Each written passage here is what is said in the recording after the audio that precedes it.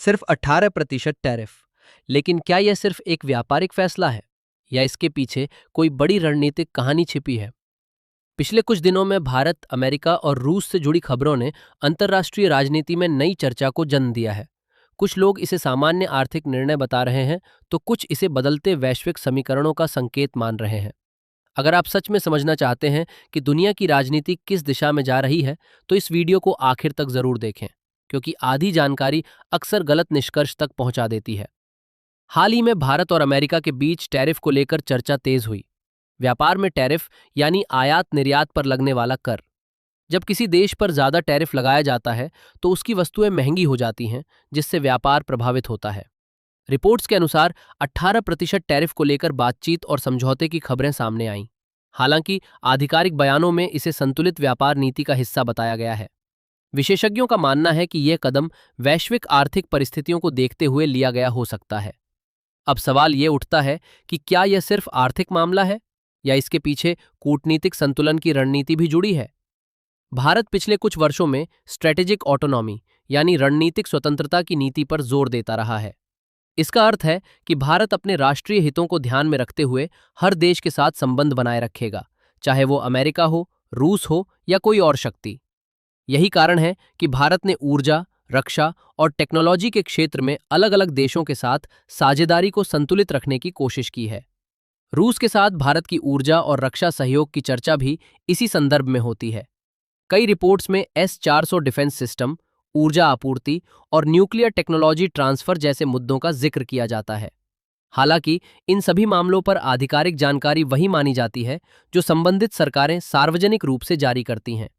अंतर्राष्ट्रीय राजनीति में कई बार अटकलें भी लगाई जाती हैं, इसलिए हर खबर को संतुलित दृष्टिकोण से देखना जरूरी है। अगर आप यहां तक देख रहे हैं तो एक छोटा सा समर्थन जरूर करें। कुछ विश्लेषकों ने यह भी कहा कि भारत की बहुसंरेखण नीति यानी मल्टी अलाइनमेंट रणनीति ने उसे वैश्विक मंच पर मजबूत स्थिति दी है। भारत एक तरफ अमेरिका के साथ क्वाड जैसे मंचों पर काम करता है, तो दूसरी तरफ ब्रिक्स जैसे समूहों में भी सक्रिय भूमिका निभाता है। इसका उद्देश्य किसी एक धड़े में शामिल होना नहीं, बल्कि अपने राष्ट्रीय हितों की रक्षा करना है। यहीं पर एक और बड़ा मुद्दा सामने आता है, डी-डॉलराइजेशन और वैकल्पिक भुगतान प्रणालियों की चर्चा। हाल के वर्षों में कई देशों ने डॉलर पर निर्भरता कम करने की संभावना पर विचार किया है। हालांकि यह प्रक्रिया जटिल और लंबी होती है।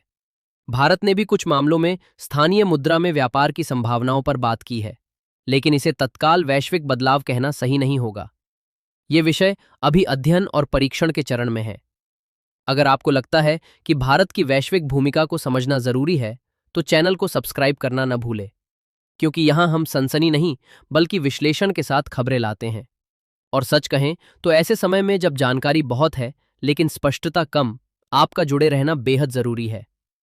अब चेन्नई व्लादिवोस्तोक मैरीटाइम कॉरिडोर की चर्चा भी समय समय पर सामने आती रही है। ये प्रस्तावित समुद्री मार्ग भारत और रूस के बीच व्यापार को तेज करने की दिशा में एक पहल माना जाता है। अगर भविष्य में यह पूरी तरह विकसित होता है तो इससे लॉजिस्टिक्स लागत कम हो सकती है और व्यापार को नई गति मिल सकती है। हालांकि अभी भी कई प्रक्रियाएं और समझौते औपचारिक स्तर पर होते हैं, जिनकी प्रगति समय के साथ स्पष्ट होती है। इन सभी घटनाओं को एक साथ देखने पर एक तस्वीर बनती है।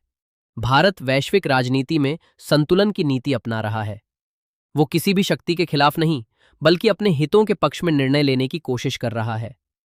यही कारण है कि कभी टैरिफ की खबर सुर्खियां बनती है, तो कभी ऊर्जा साझेदारी या रक्षा सौदे की चर्चा होती है। लेकिन यहां एक महत्वपूर्ण बात समझना जरूरी है। अंतर्राष्ट्रीय राजनीति में हर खबर का कई कोण होता है। जो एक देश के लिए रणनीतिक कदम हो सकता है, वो दूसरे देश के लिए सामान्य आर्थिक प्रक्रिया भी हो सकता है। इसलिए भावनाओं में बहकर निष्कर्ष निकालने के बजाय तथ्यों और आधिकारिक बयानों को देखना ज्यादा समझदारी है।